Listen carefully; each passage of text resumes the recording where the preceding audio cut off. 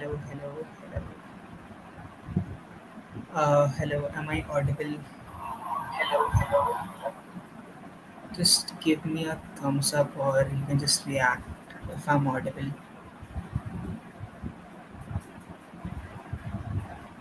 Hey everyone, can you quickly do? Hello. Okay, cool. So, first of all, welcome to the session number second of the case study system. In this session, we will be explaining about the guesstimates and how do you approach the guesstimates in an interview setting, and we'll be explaining every single thing from the very scratch.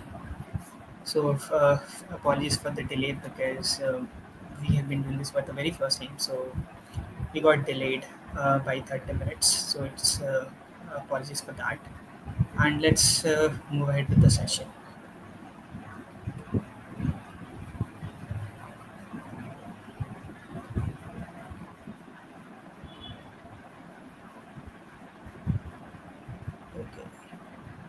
Okay, just write yes in the chat box if my presentation is visible as well.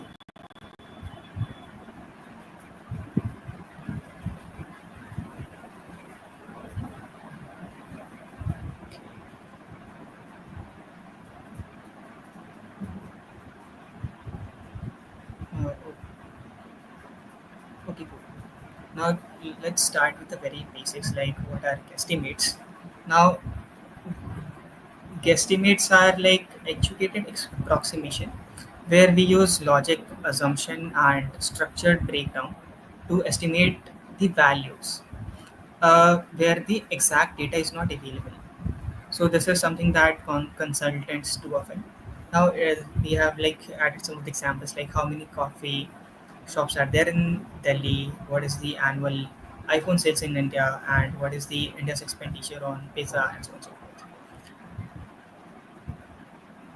Okay, now why are guesstimates are asked in an interview? Now guesstimate tests are not just the mathematics or it is a mental math, but it helps the interviewer understand about your thinking process, like how you structure problem, how quickly and logically you break them, and how comfortable you are working with number under uncertainty, because there can be instances where you know nothing about the number, like in this case, like how many coffee shops are there in Delhi. Now it uh, helps you understand about the it helps the interviewer understand about how you structure the problem and how comfortable you are when you're working with the numbers under uncertainties. Now it assess your structured thinking, business acumen, and numerical ability. Now let's dive into the what are the different types of estimates. So I have segregated on two pieces. The number one is the nature of the case, and on the basis of the approaches. Now, according to the nature of a case, there are standalone cases and then part of market sizing. Now, what I meant by a standalone guesstimates. So in these guesstimates, you're like given problems like you have to estimate the number of iPhone users in Delhi. Now let's say there can be other how many burgers McDonald's sells in a day. So such questions are comes under standalone basis where you have to find out such numbers. And in part a part of market sizing, what it meant, so when you solve the market entry cases, so one of the calculations that you do is is you calculate the market size. So it is regarding that. So based on the nature of the cases, there are two: standalone and the market sizing. And based on the approaches, we have three things. Number one is the household approach. So in household approach, we take the households into consideration. For example, if we have to guesstimate, there's a guesstimate where we need to find out the number of people who have ACs in their home. Now here we use a household approach where we keep the household thing into consideration. Then we have the population approach where we see the entire population. Then we narrow down it, or we can go vice versa to find out the number in these cases. And in the structure approaches, so in structure approach, it is also called as the bottleneck approach. Now, in bottleneck approach, what usually happens, you what first of all, let me explain about what exactly bottleneck is. Now, let's take an example. Uh, Now, let's try to explain this with an example. Like, if you have to find out the how many haircut happens in a city every day. Now, let's say Delhi. Uh, Now, in this case, you don't start thinking about how many people want haircuts. Instead, you ask how many barbers are there and how many hair can each do in a day. Because no matter how many people want haircut, the number of barber is what really decide how many people can actually get one. Now, it is like you have like a big jug of juice, but the neck of the bottle is small, so the juice will flow slowly. But even the if the jug is full, the bottle can only take in as much juice as its neck allows. So that small neck is the bottleneck. It is the thing that slows everything down. So we try to figure out what is the thing which controls everything. Now, in this case, the barber, the number of barbers, the availability of the barbers is uh, is something which decides the number of people can get the haircut. So we types of guesstimates on the two cases I've explained. Now let's move forward. Okay. Now there are four key filters that we need to figure out. So basically, when you're solving the guesstimate by the top-down approach. So I'll be explaining that what top-down and the bottom approaches is in the next slides. So we basically try to split the population. Now let's say the population of India is 140 CR. Now we can do a rural urban split in order to find out the solutions in our guesstimates. For example, let's say we have to find out the number of people who eat pizza, or not the number of people. We need to find out the pizza sales or the revenue of pizza, or the we need to find out, let's say, the number of people who smokes cigarettes. Now, in these cases, we can actually split this into, let's say, we can do a 70% for the rural and 30% for for the urban. Like the 30% of the population lives there, and and similarly the other population in the specific part of the country. Now, in these guesstimates, we actually try to break down the problem into the urban and the rural split. Basically, we try to filter down the numbers. For example, in case of cigarettes, the population of rural India, so they very small portion of the uh, population prefer cigarette. Most of the population uses BD. Now we can actually think of that and divide the population for our estimation accordingly. Even when, as we have discussed the 80-20 rule in the previous session, so we can even ignore the very very negligent uh, population in these cases. Now, when we have the gender split, so when we do the gender split, so we take like 50-50% audience, like 50% is male and 50% is female. Now these filters is very helpful when we are estimating something, but their gender is very very important. For example, we are estimating the number of uh, let's say we are estimating the number of people who uh, who buys alcohol. Now, in this case, in the example of alcohol, however, the population of female population also consume alcohol, but the portion is very very less. So, in this case scenario, we can actually ignore that. Similarly, where we have the age splits. So, age splits is also used in guesstimates where we try to find out the numbers by filter out the numbers based on the age group. For example, For example, I discussed about the example of cigarettes. Now, in case of cigarettes, we have like we can actually do one thing. We can segregate the population from 1 to 18, then 18 to 25 or 30, then 30 plus, and then 60 plus, and we can do according to the cases. Now, in this case, since cigarette is something which is consumed by adults, now we can ignore the 1 to 18. Then there is something, one more example. Let's say we have taken the 60 plus population. Now we can ignore the 60% plus population as well, because they are prone to very prone to diseases. They don't really consume cigarettes. So we can, so it is that since the life expectancy of an Indian is like 67 if I'm not wrong. So let's say 70. Let's take 70 for simplicity. So we won't be taking that population into consideration because of the health complications. And the population of 18 to 30 will have the highest number of people who consumes the cigarettes. Now we have the income split. Now what we do in income split, we try to segregate the population on the basis of income. Let's say there is a product which is being consumed by uh, a certain class uh, of the country or the population. Now, in this case, we can take that into consideration. For example, I discussed about the pizza example.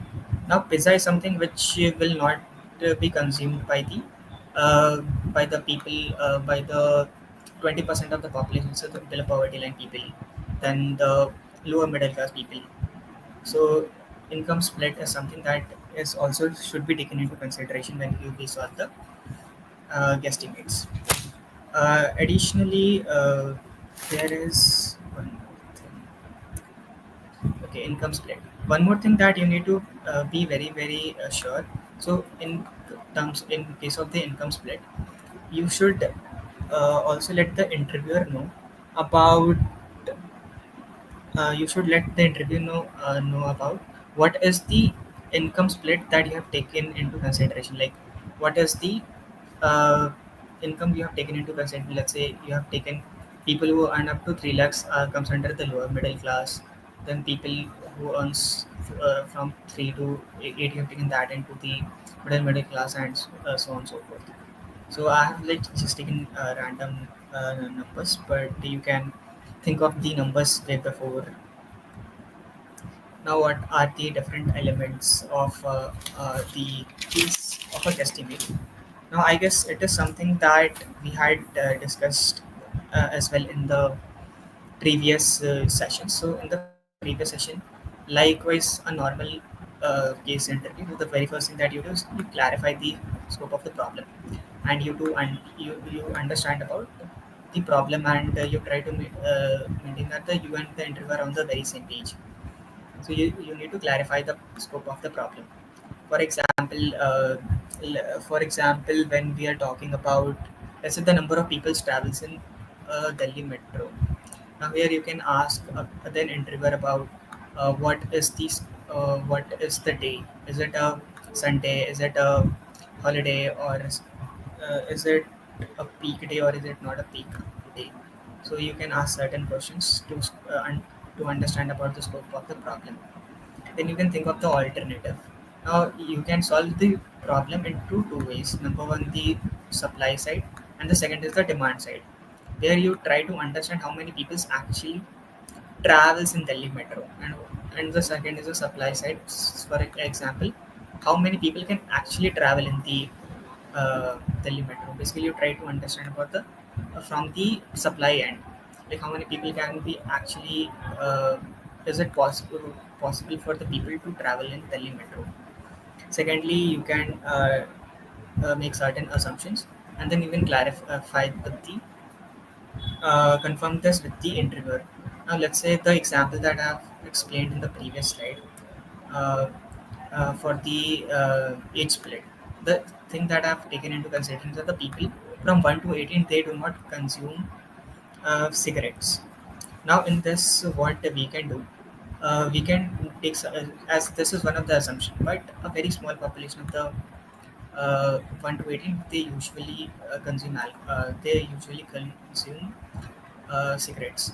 Now, once you make this assumption, you let the interviewer know that you are making certain assumption, and then the interview will be certain direction, and then you just confirm and then just go ahead. Now you find a bottleneck. So it is not, bottleneck is not something which is not used in all the cases, but in some of the cases it is being used. And thirdly, fifthly is you solving the case without a mess. So you keep everything very very aligned, and you structure it accordingly. So I have like explained this in my previous session, like how do you actually solve a case without a mess. And lastly is the order of magnitude check.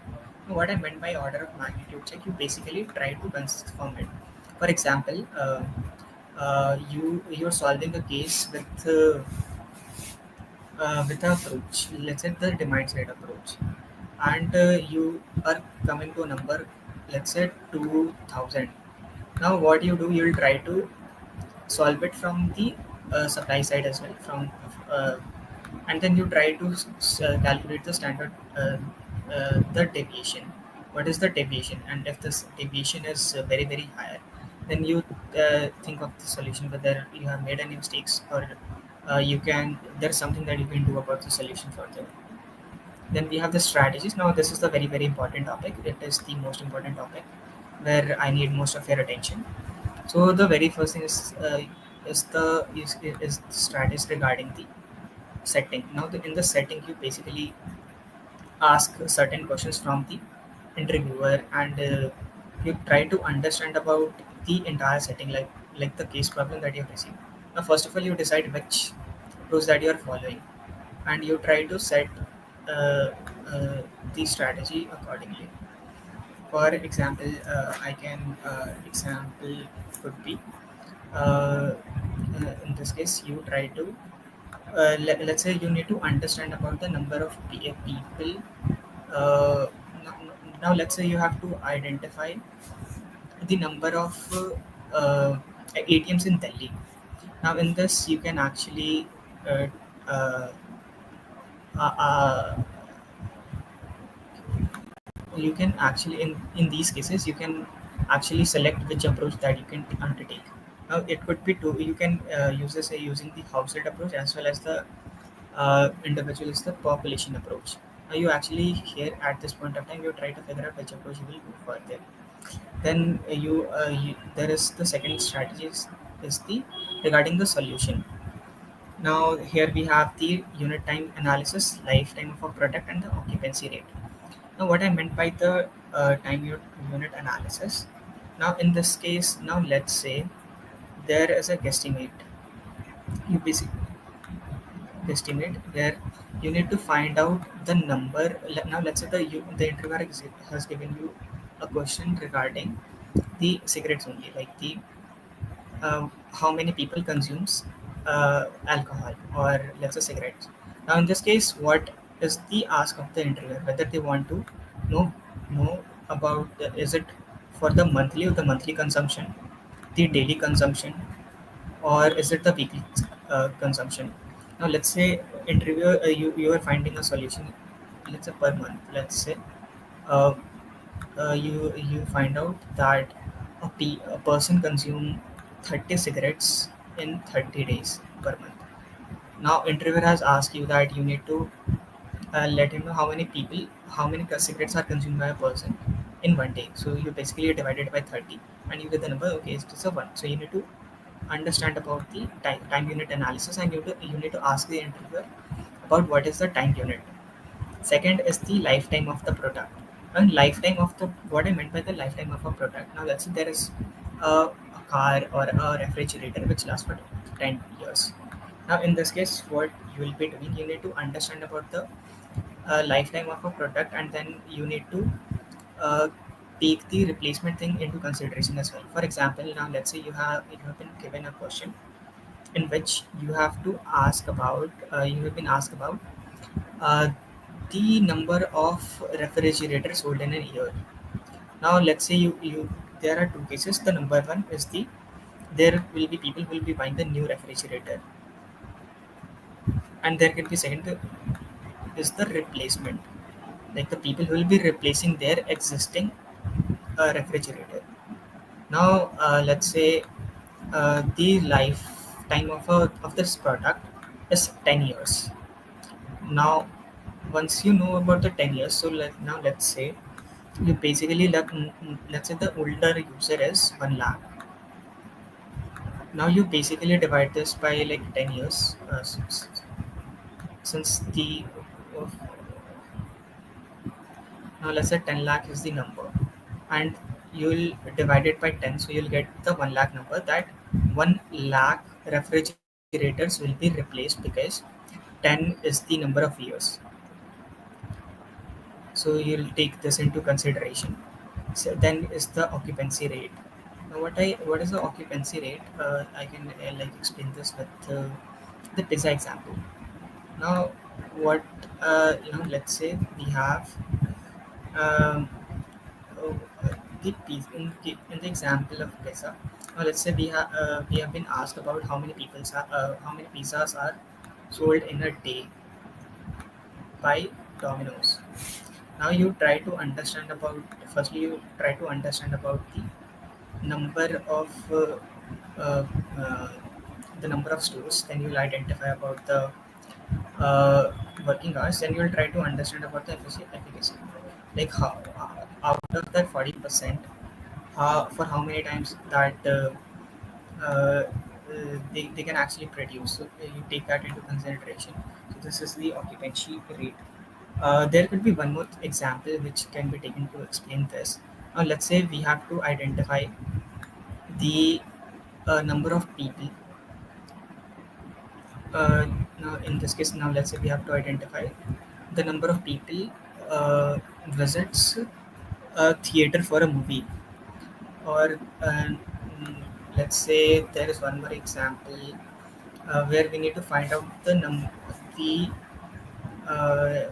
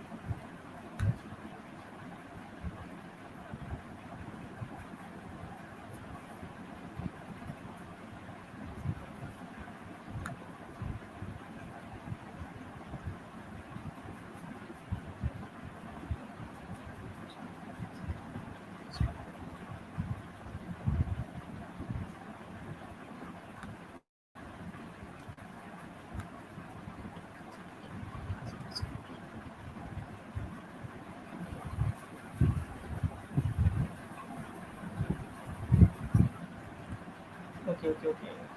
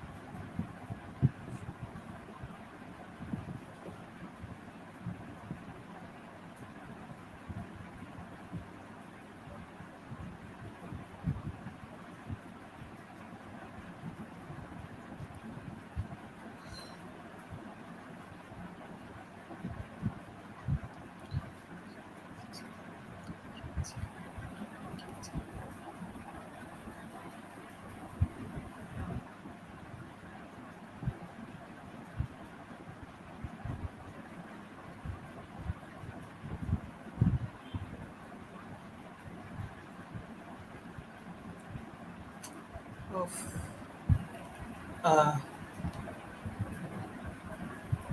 ah, let's see. Hello, hello, hello, hello, hello, hello, hello, hello, hello, hello, hello, hello, hello. Am I audible now? Right? Am I audible right now? Actually, I lost. Uh, yes, am I audible?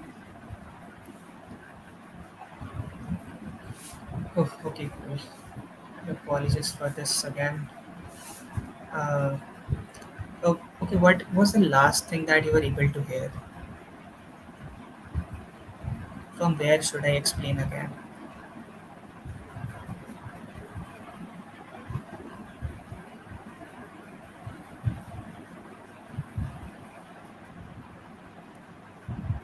The entire slide. Okay, I'll explain the entire slide again. So, basically the strategies that we usually follow. So first of all, regarding the setting. So regarding the setting, now let's say we have given a question. So we basically first of all we try to figure out the approach that we are going to follow. Now in this we can follow the household approach, the population approach, or the bottleneck approach. Now the very first thing that you need to do is to understand about the approach that you will be following, and secondly the assumptions that you will be taking, and you need to clear that assumption to the interviewer. Now in regards to the solution, we have basically three important things: the lifetime of a product, the occupancy rate, and the time unit analysis.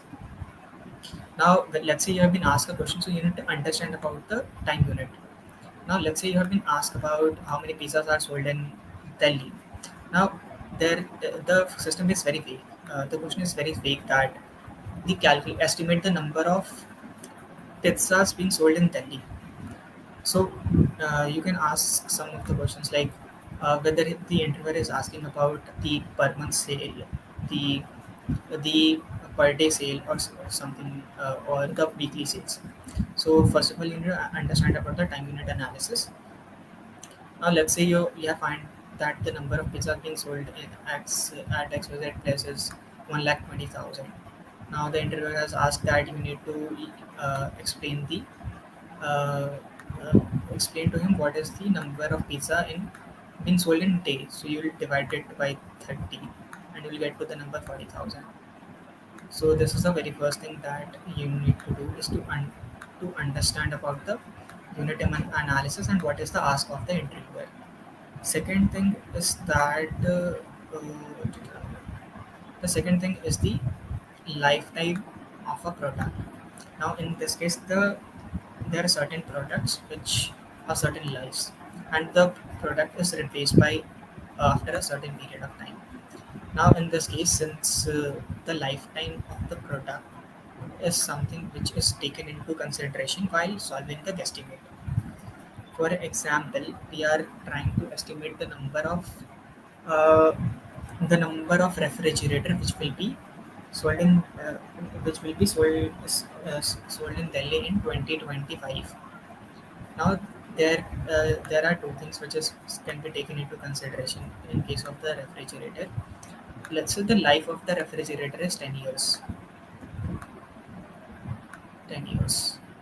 And the number of refrigerator right now is, let's say, 1 lakh. I'm taking arbitrary numbers, 1 lakhs. Now since 1 lakh is the number of refrigerators right now, so what will be the number of refrigerator will be replaced? So it is going to be 10,000. So we know that the 10,000 uh, refrigerator will be replaced. Now in the considering the lifetime of a product, we can estimate the number of refrigerator which will be sold in Delhi as the new sale of of the refrigerators, and secondly the replacement thing. And after summing up, we'll get to know about the number of refrigerators which will be sold in Delhi in a month, in a year. This is the now then moving forward to the occupancy rate. And occupancy rate, we take the efficiency and let's say occupancy of occupancy in this case. Now, let's say we have been asked a guesstimate where we need to identify the number of people in a theater who visits theater and watch a movie. Of uh, Now, in this case, we can find out that the number of theaters in Delhi is, let's say, 10,000.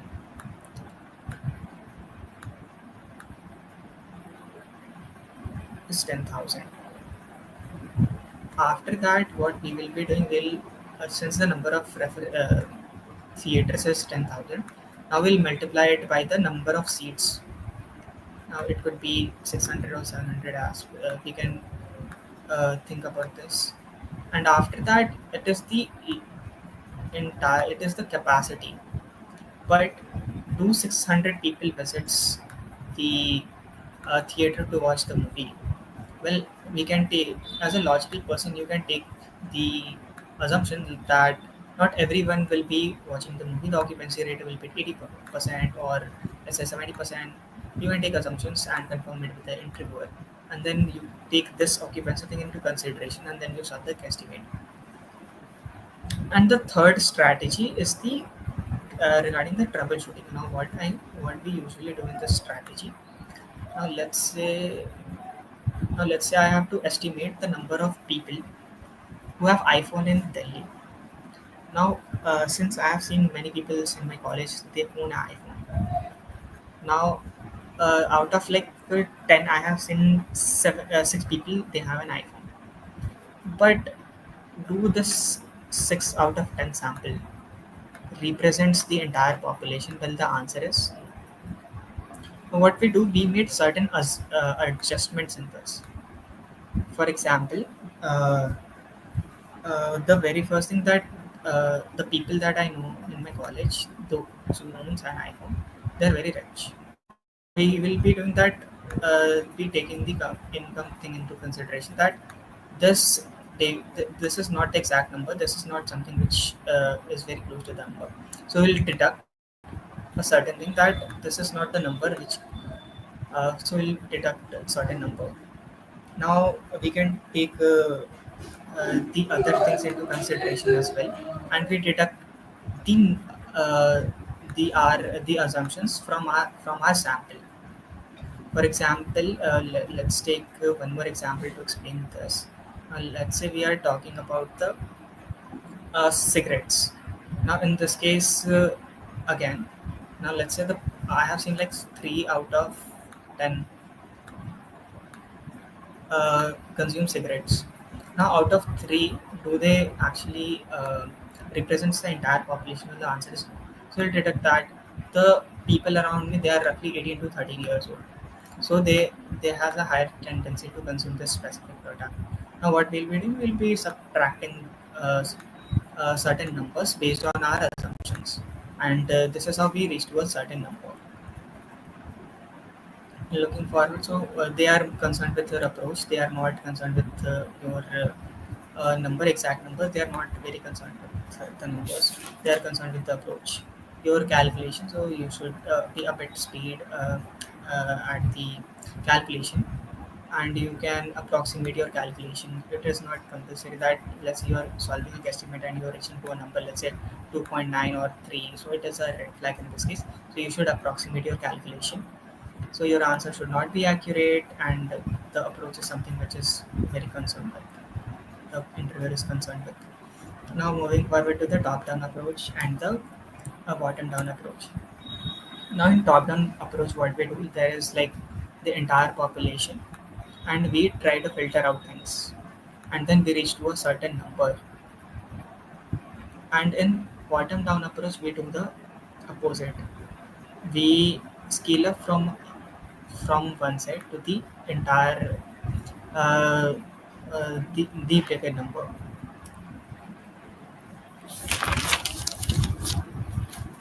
I can explain this with an example. Let's say uh, in this case we are trying to solve the number of people who owns an iPhone in Delhi. Now using we can solve this using the top-down approach, that the population of Delhi is 30 million. Now what we'll be doing, we'll be segregating this on the basis of the uh, whether they are urban and the rural, let's say 70/30. Then we'll take the income thing into consideration, and then we will solve it further. Now let's say since there I have already written down here. So this is the entire population. Like the starting area is the population. Segment A would be the lower class, the middle class, and the lower class, and the rich class. And then we can further go ahead. I explained this, so I guess I have explained it in the wrong way. Uh, in case of the number of people who owns an iPhone, in this case we have the entire population. Let's say 140 CR. So we'll do that. No, sorry, we were talking in context of Delhi. So we will take the 30 into consideration, 30 lakhs into consideration, and then we will 3 crore into consideration, and then we will break it down into the rural and the urban, and then into the income groups, and then we can solve it further, like the people of the percentage of people who will be owning an Android uh, and an iPhone, and then we'll solve the questions further. So in a top-down approach, what we do, we go from a bigger number to the lower one, and in a bottom-down approach, we do the opposite. For example, and when you have to choose between the top-down and the bottom-down, you should prefer the top-down, because the bottom-down approach is something which is prone to some errors. Now let's say in to approach. Now what we do in this case. Uh, in this case, we try to go from a small number to the bigger number. Uh, so first of all, what you're supposed to do, you're supposed to clarify the questions like other questions, and you need to go from. I can explain this with an example. Now let's say you need to identify the revenue of a store. Now you try to understand, not the store. Now let's say you have to calculate the revenue of uh, McDonald. Now, in this case, what you will be doing, you will be first of all calculating the uh, the footfall. You will calculating the revenue of one store, and then you will multiply it by the number of stores available, and then you will reach to a certain number. Now, in the bottom approach, we usually uh, de- make certain assumptions. In comparison to the top-down approaches, we are prone to make more assumptions in the bottom-up approach. Now, when you're solving estimates, if you have to select between these two, the best thing would be to select the top-down approach. And moving forward, the do's and the don'ts. So, don't be in rush, and take your time to gather your thoughts and decide your approach, whether you're going to solve it with the population approach or the household approach or the bottleneck approach. Then you can create a tree diagram like this one. When you solve the guesstimates, then you can relate your assumptions to the facts, experiences, and settings. Now let's say you're making certain assumptions. Now you can relate it to the your real experiences, like I made in the cigarette example. And this is some generic tools. And do not ask too many clarifying questions. Do not ask much questions about the approach. And you should start solving the case without discussing the. You should not start solving the case without discussing it with the approach with the interviewer. And you should keep your sheet very very clean, that in case you have attended the very first session, you might be aware what I'm referring to. And do not randomly guess the number, because the interviewer at the end of the day, they are not concerned with the number, they are concerned with your approach. And then uh, explain your approach, what you're doing in the interview, and that's it. Now I have compiled all the very key statistics that you should remember. Now you don't need to remember all the statistics, but there are key statistics that you should remember. Now let's say this is the economics. And we have the literacy rate, urban, rural spread, farmers. Okay, so I have compiled all the relevant resources, all the relevant statistics that you need to remember. Okay, so I have included everything. Okay, this is something that I had to discuss. So when you solve the market size or the market share, so these are some of the formulas that I've added for your reference. So it will be really helpful when you are calculating the market sizing or the profitability or the loss. So that's it for this session. Thank you for joining us today. I hope it adds some of the value to you. Thank you so much once again for joining the session again.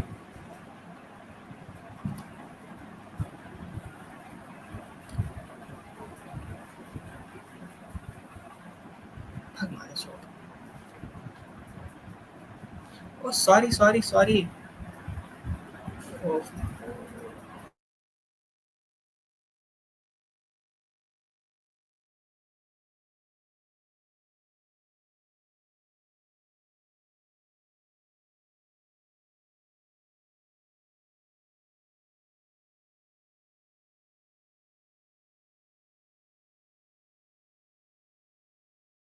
okay. Am I audible? Am I still audible?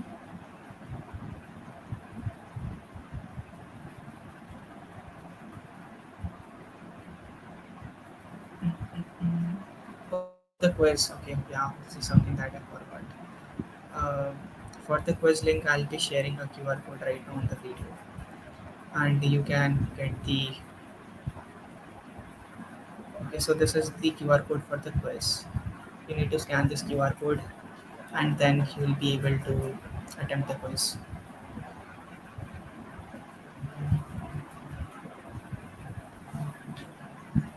Okay, so thank you so much for joining.